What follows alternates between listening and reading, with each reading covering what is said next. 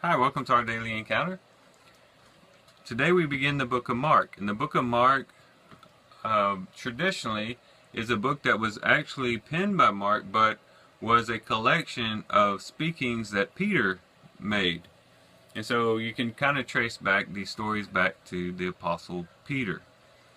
And we'll see how that is important today, and you'll even see it, hopefully you'll be in tune to that as you go through and read the rest of the book of Mark. Because what you'll find is, as you read through Mark, is you'll find certain themes running through the various texts. You can almost picture Peter's giving a message or a sermon about a particular topic, and he's bringing out stories that he had or that he could relate to that message based upon the experiences that he had with Christ. And we see that today. We see this in Mark chapter 3 in verses 20 through 22, where the theme kind of is the various responses that Jesus received from different people. And what we have in these few verses is 3 different responses that Jesus received. And it was very important that the apostles understood how to respond to these various situations, because they themselves would enter into those as well.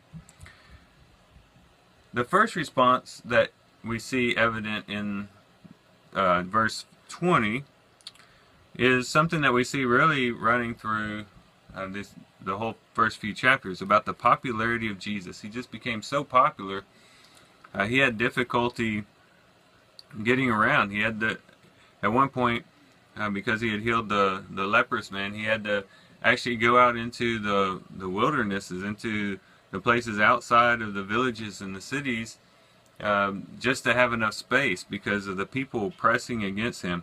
There was a time when he had to get in a boat because he was on the shoreline. There was just too many people. And we see an instance of that here as well in Mark 3 and verse 20. It says, "And he came home, and the crowd gathered again to such an extent that they could not even eat a meal." Can you imagine that? All you want to do is eat, and there's just so many people packed trying to get in contact with Jesus. They knew him as an authoritative teacher. They saw him as a powerful miracle worker, and they wanted to get in contact with him. And it was so bad that they couldn't even eat. And so the disciples needed to learn what it meant to be popular. You know, in our society, we have instant popularity. A person can post a few videos on YouTube that they go viral, and instant popularity. It's very easy to become popular today, and people who are popular a lot of times are worshipped in a sense. They're put on a higher plane. But if you ever talk to a person who is very, very popular, you'll also find that there are a lot of inconveniences that come with that popularity. And the apostles needed to understand that and to see that firsthand, because they themselves would have a very popular ministry. If you remember in the book of Acts, it starts out that they give that first gospel message by Peter. 3,000 people are saved, and then the church reaches 5,000, and then it became so many that you couldn't even count them all. So the church became very, very popular in the city of Jerusalem and just in that area. And so they would need to know how to deal with that, how to deal with fame. And we need to understand that as well. There might be times in which we are doing a ministry, and we're doing the work of the Lord, and we become very popular for it. Maybe people know us by name. Maybe we're in charge of a church and it grows exponentially and becomes a very large church. We need to understand how to deal with that, and understand that there's some good things to it. Of course, to see the church grow is a wonderful thing, but there's also inconveniences that are attached to that as well. We need to be able to deal with both of those scenarios. But also, another response that Jesus received was that some people thought that he was out of his mind. And most likely it's talking about his family members here. In verse 21 it says, "When his own people heard of this, they went out to take custody of him, for they were saying he has lost his senses. That phrase, his own people, that word can also be translated his kinsmen. And so very likely this is probably talking about his family. His family are thinking, this is little Jesus that we grew up with, that we knew, and now he's out being this teacher, and he's apparently performing these miracles, and people are flocking to him. Has he lost his mind?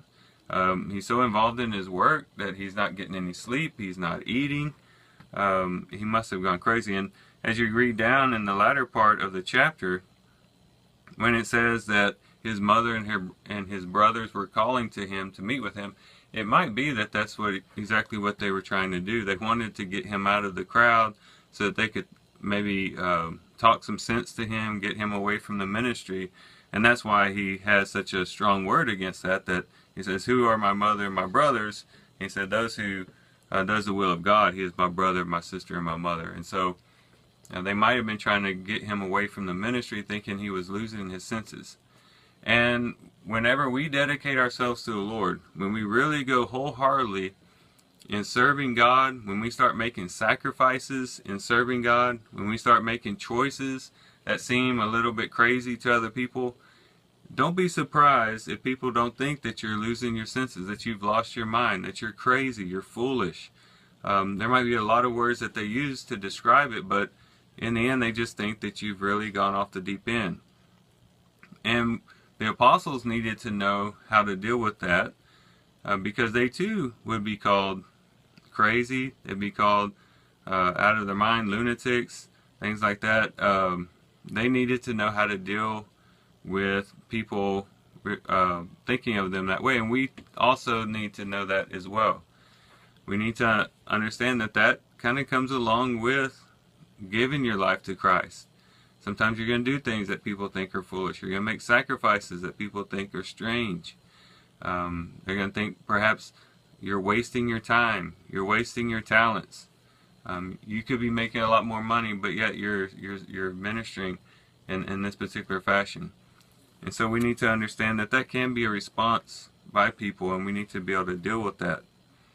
The other thing is that he was also spoken very strongly against by the popular religious people of the day.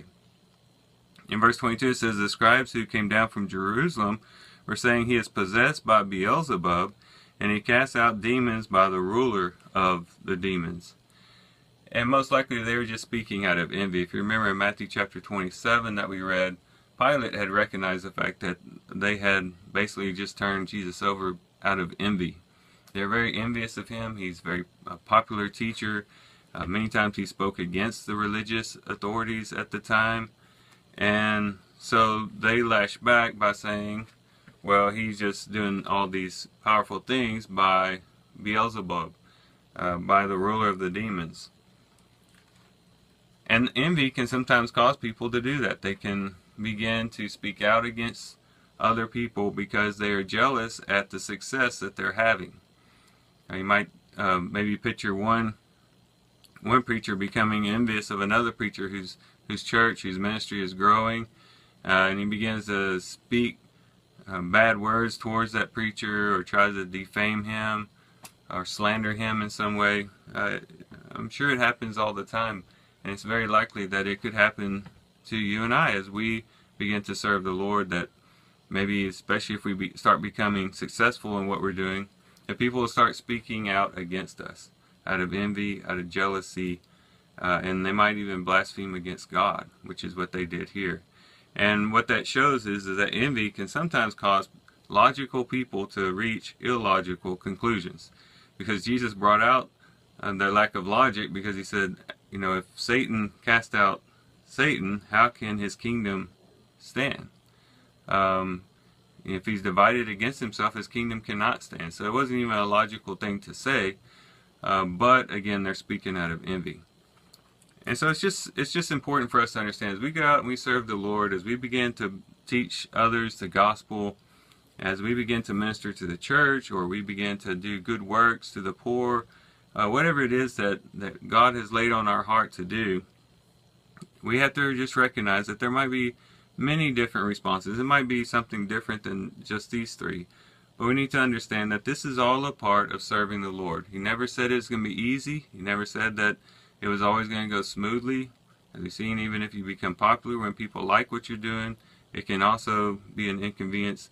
It's not always going to be easy. But the main thing is that we have our eyes fixed on the prize, that we have our eyes fixed on what truly matters, and that we can deal with all the other stuff that comes along with it because we are looking above and beyond these things at a higher purpose, a higher goal, and that is serving our Lord.